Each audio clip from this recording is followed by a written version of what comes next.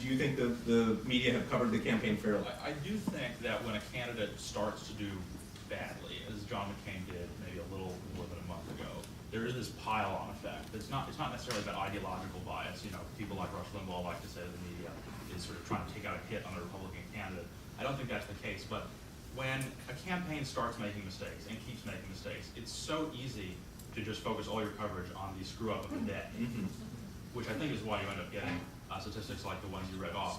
You know, if you went back and looked at the Dukakis campaign in 1988, I think you'd see a similarly negative slant of press coverage. I don't think that's because they were trying to promote the Democrat. Okay.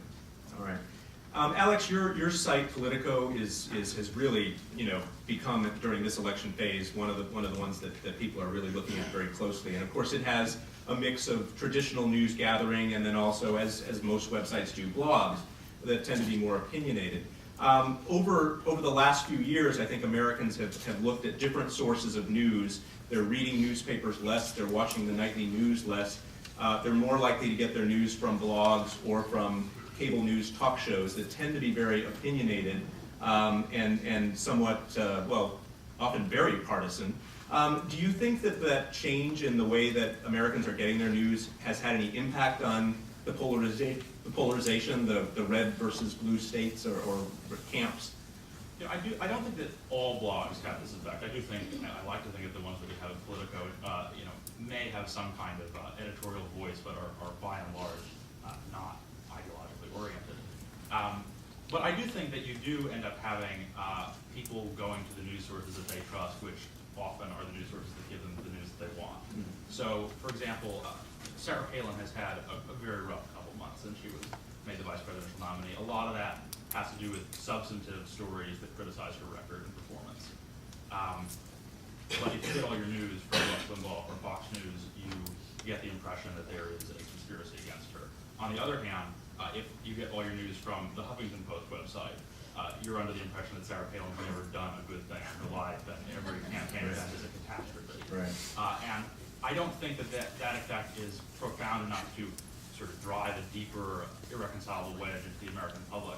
But I do think that it probably means that core base of supporters that you have on the left and on the right are probably a little more solid in their inclinations.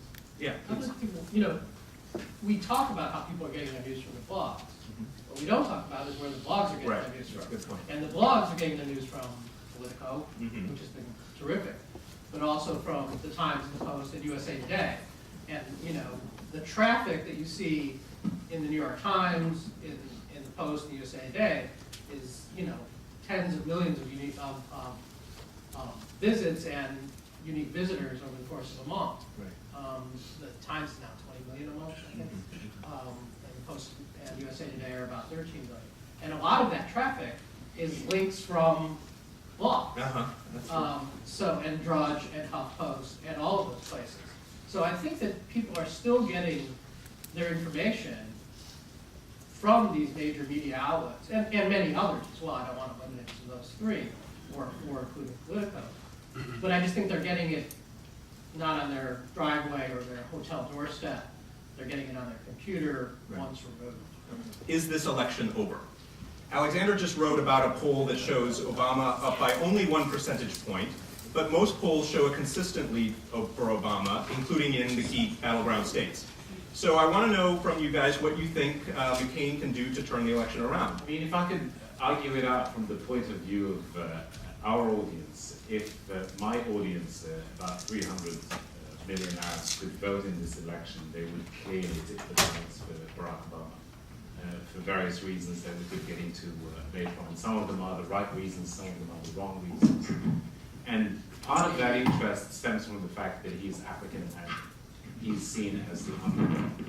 And therefore, a lot of people are watching out to see whether the Bradley effect is going to play any role in this. So that's one thing that could take it away from Obama. The other thing that we are certainly watching for is the third party factor. We know that Ralph Nader in 2002, at least he was blamed by many Democrats for spoiling the party for Al Gore. And there is, in my mind, there is a good case to be made that in this election, given that there are about 12 third small parties we hardly hear about, that they may have something to do, not in making one candidate lose and the other win, but the worst scenario, which is giving us a hung election, which we would spend days and days sorting out. As we did in 2000. As we did in 2000. For Latino voters in the United States whom you've been talking to, and for Latin Americans, do people feel like they're being ignored, or and why did that issue go away? Well, not only in Latin America, but in general, I think foreign policy has been outside of the debate for months, especially Latin America.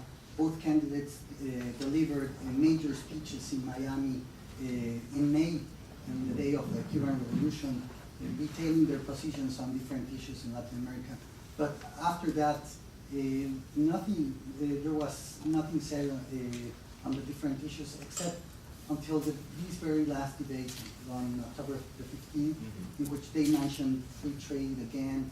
But in general, foreign policy, other than Iraq and Pakistan, big issues, strategic issues, has been outside of the debate, I think. And well, how do Latin Americans feel? I think if you were to point out the issues that, especially in Mexico, are of interest, the financial crisis is just at the very top. So yes, even higher than even immigration. higher than, Yeah. than the election itself. Yeah. And regarding immigration, it's a relief for people in Latin America that is not playing Okay. so much prominently